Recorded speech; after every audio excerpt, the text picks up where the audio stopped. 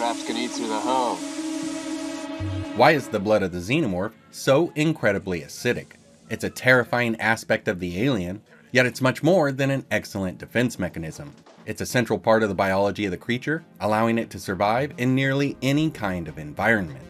Before we begin, there were early theories that believed that the acidic substance wasn't blood, and instead was another unknown liquid that was contained directly underneath the alien's surface in a kind of dual-layered mesoskeleton. However, later studies on the alien would prove that it truly is acid blood, and that it's part of a bioelectric power source for the creature.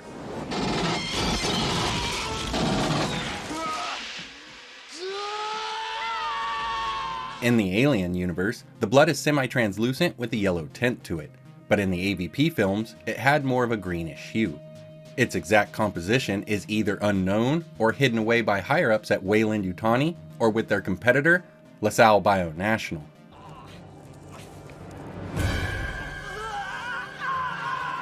The Aliens Colonial Marines Technical Manual offers one of the earliest analysis of xenomorph blood, and based on Ash's study of the facehugger on the USCSS Nostromo, there's a theory that their physiology revolves around fluorocarbons and hydrofluorocarbons, and suggests that their blood might be a fluorine-based compound, maybe a working medium based around hydrofluoric acid, capable of melting anything except fluorine compounds, like PTFE or Teflon.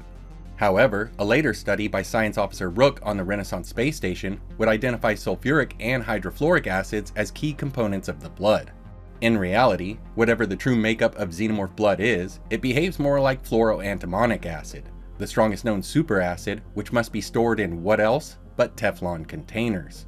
The information from the Colonial Marines Technical Manual is from a log of 2 workers within the company having a discussion after they uncover company files on the Nostromo mission. And they also bring up an idea that the acids can act as a bioelectric battery, but they have no idea how the battery could be recharged, calling the idea whacked out and completely out of left field.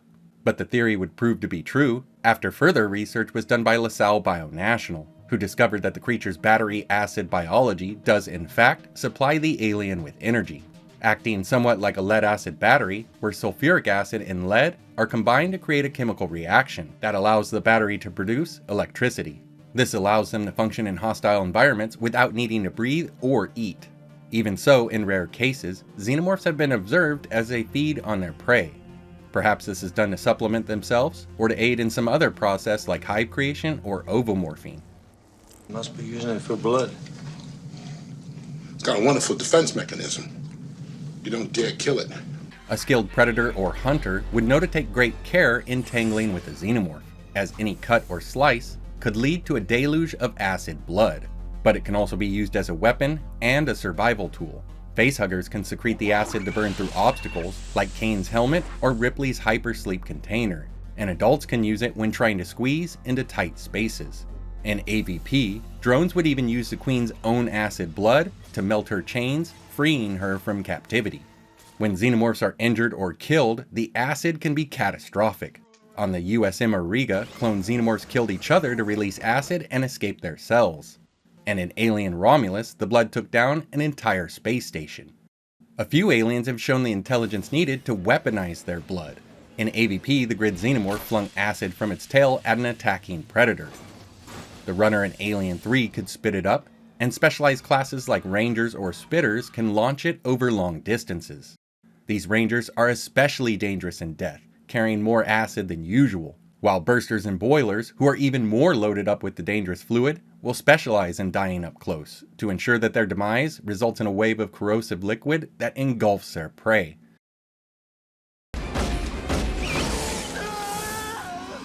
In the real world, the idea of acid blood would come from Ron Cobb, a concept artist for Alien.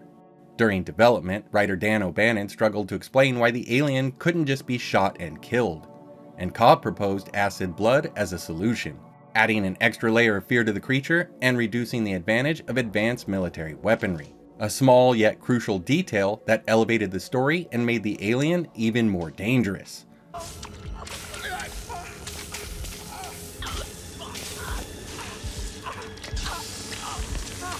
This acid blood has been seen with all stages and variants of Xenomorph XX121, but it's not present in the Neomorph, and the Proto-Xenomorphs and Deacon's blood is only mildly caustic. The Yautja, or predator species, has a surprising advantage when it comes to facing off with the alien, as predator blood is alkaline, and somewhat able to neutralize the effects of the acid, while their armor and weapons are acid resistant. The colonial marines would use berserker suits to infiltrate xenomorph hives as they were heavily armed and able to resist the acid blood. A similar yet smaller suit was made by the Grant Corporation and would use Neutrogel to neutralize the acidic substance.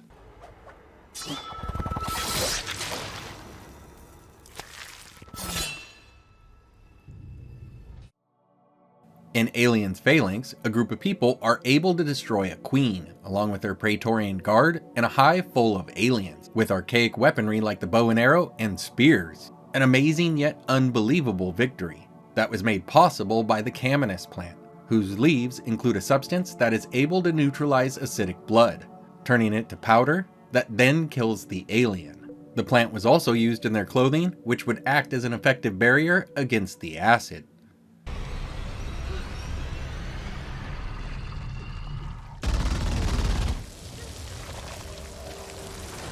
Was the xenomorph created this way, or did it evolve like this over time?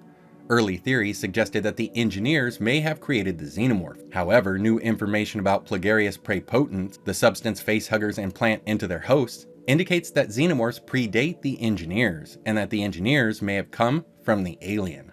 This doesn't rule out the idea that Xenomorph XX121 wasn't created by another race, like the space jockeys or the ancient citizens from Alien Stark Descent, and that they are responsible for this added feature. In contrast, evolutionary theories propose that the acid blood developed over time to combat predators on their homeworld. Dr. Arona's research in Alien's theory of alien propagation speculates that competition on their planet led to an increasingly potent acid as a defense mechanism, and their adaptability to new environments supports the idea.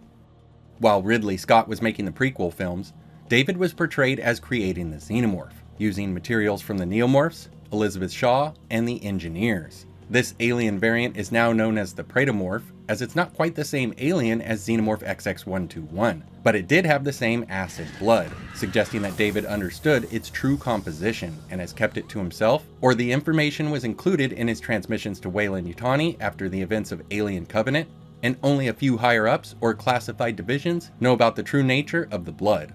But I'm curious to know what you think. Was the alien created with this potent acid blood, or did it evolve this way over thousands of years? Thanks for watching, take care, and I hope to see you next time.